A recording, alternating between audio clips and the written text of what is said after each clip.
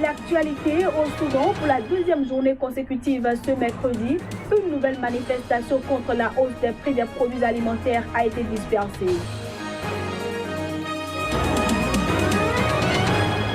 En République démocratique du Congo, après les critiques de l'Église catholique, c'est au tour des autorités religieuses protestantes d'interpeller le gouvernement.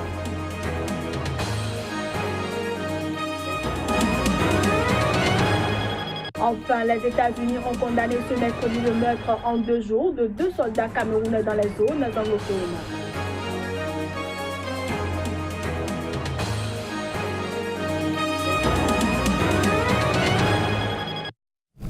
Bonjour à toutes et à tous. On démarre cette édition par le Nigeria où, selon un porte-parole de la police, 2 Américains et 2 Canadiens ont été enlevés ce mercredi. C'était lors d'une embuscade tendue par des hommes armés dans le nord du pays. Alors qu'ils étaient en route ce mardi soir vers la capitale fédérale Abuja, depuis la ville de Kaduna, les 4 expatriés ont été attaqués par des hommes armés non identifiés qui leur ont tendu une embuscade.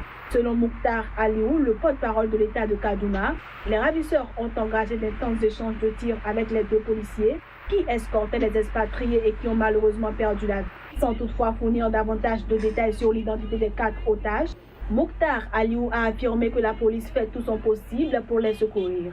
À cet effet, elle a déployé tous les moyens à sa disposition, dont des unités spéciales anti-kidnapping pour les retrouver vivants et arrêter les ravisseurs. Il faut dire que les enlèvements pour rançon sont très fréquents au Nigeria, où des personnalités fortunées et leurs familles sont généralement ciblées par des gangs criminels. Les victimes sont souvent libérées après quelques jours, une fois le versement de la somme effectué.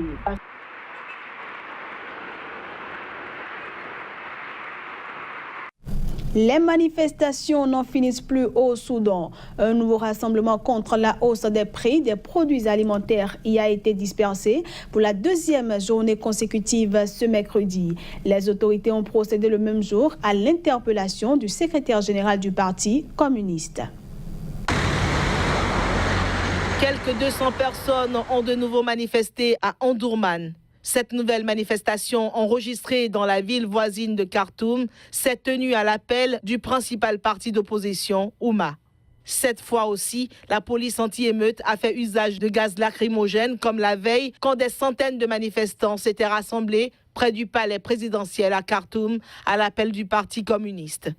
À la suite de ce rassemblement, le plus important depuis le début de la crise, des agents du service national du renseignement et de la sécurité ont arrêté mercredi le secrétaire général du Parti communiste. Plusieurs hauts responsables du parti, dirigeants, étudiants et militants ont déjà été arrêtés depuis le début du mouvement de contestation. Le Parti communiste, qui est l'une des plus vieilles formations du monde arabe, a assuré que ses membres continueraient à se mobiliser et à organiser des manifestations. Par ailleurs, l'Union européenne a exhorté la semaine dernière le Soudan à autoriser les manifestations contre la flambée des prix. Le 7 janvier, un étudiant avait été tué lors d'une manifestation dans la région du Darfour, dans l'ouest du pays. En Afrique du Sud, une violente manifestation a éclaté ce mercredi devant l'école secondaire Overval, près de Johannesburg. Les manifestants, parmi lesquels figurent les parents mécontents, les partisans de l'ANC, le parti au pouvoir, et les partisans du parti d'opposition EFF, dénoncent les conditions d'admission de cet établissement Afrikaans.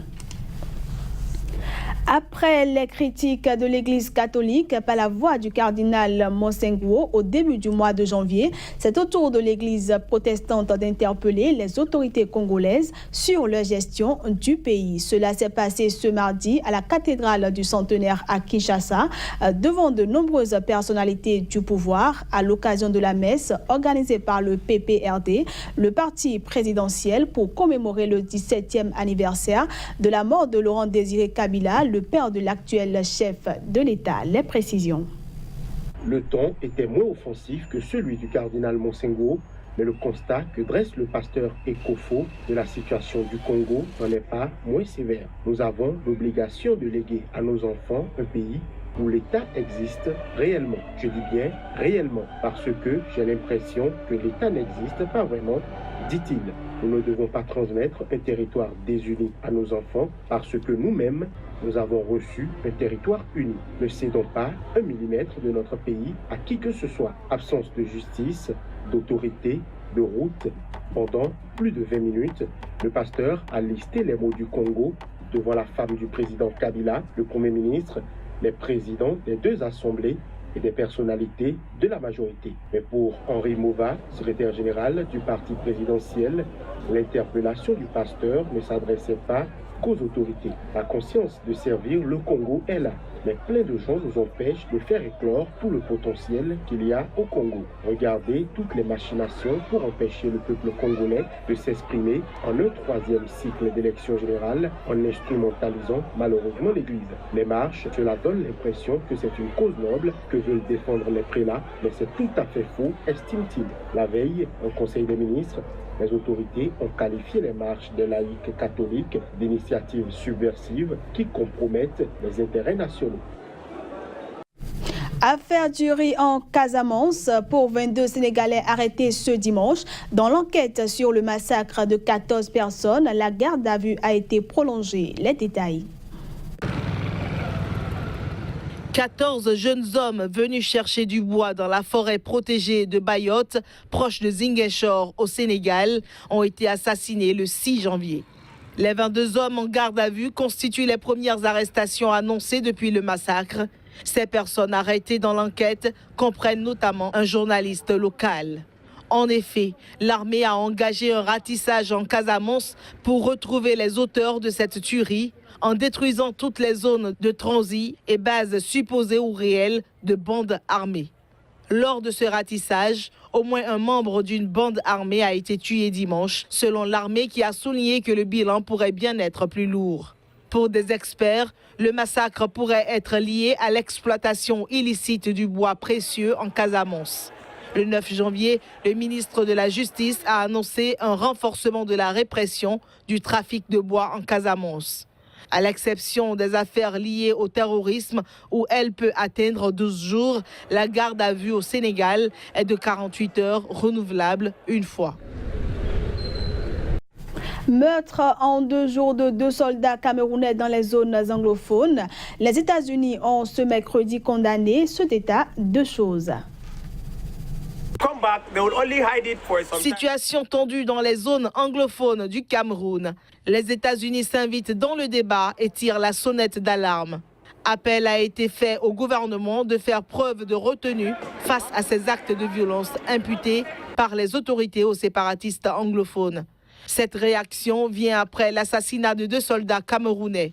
En effet, il a été enregistré le meurtre d'un marin camerounais à Ekondo-Titi, dans la région du sud-ouest, le 14 janvier, et celui d'un gendarme à Oum, dans la région du nord-ouest, le 15 janvier. Pour les États-Unis, le dialogue est la seule voie vers une résolution des griefs légitimes exprimés par la minorité anglophone du Cameroun. Cette communauté, qui constitue environ 20% des 23 millions d'habitants du pays, proteste contre sa marginalisation depuis plus d'1 an. Si certains anglophones exigent le retour au fédéralisme, une minorité réclame la partition du Cameroun. 2 scénarios dont Yaoundé ne veut entendre parler.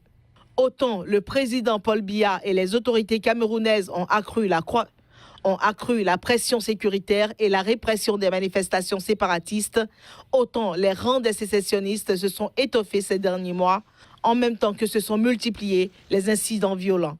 Les observateurs craignent l'émergence d'une insurrection armée dans la région.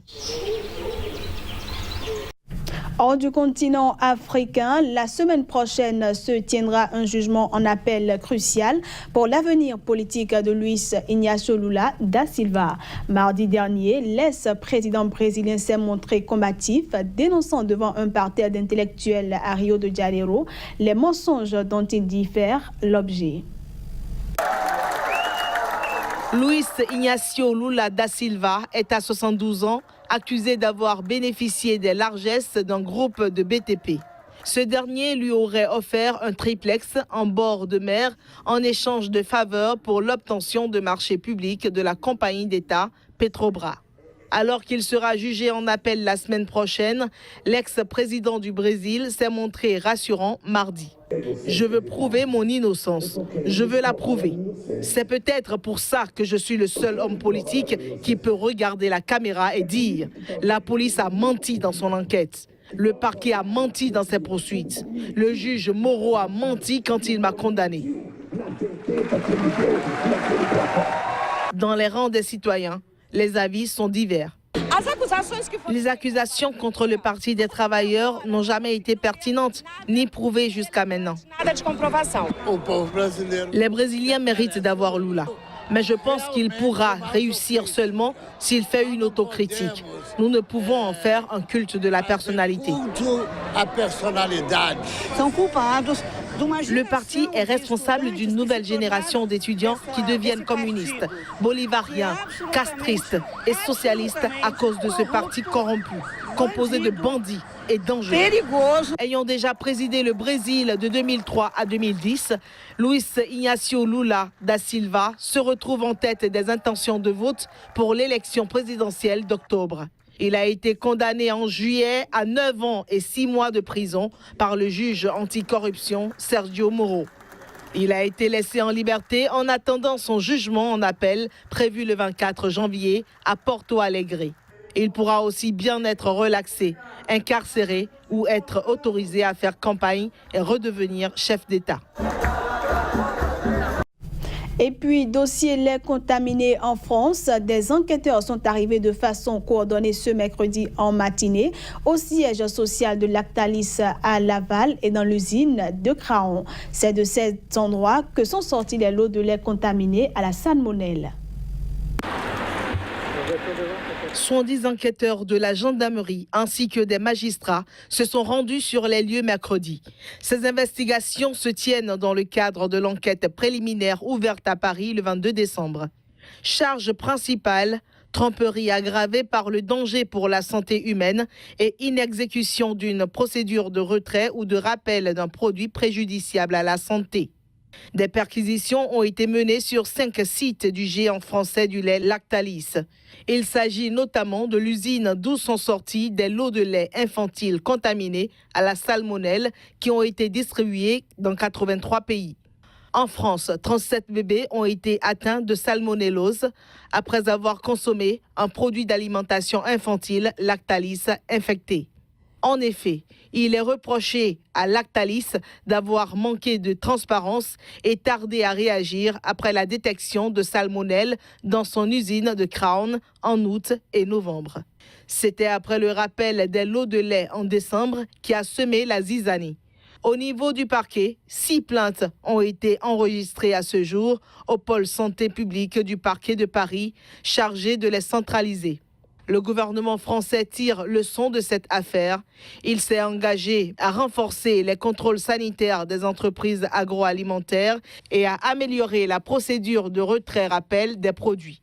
Le ministre de l'Agriculture a annoncé un plan de contrôle spécifique en 3 mois des sites de production de produits laitiers infantiles. Et c'est la fin de cette édition que je vous remercie d'avoir suivi.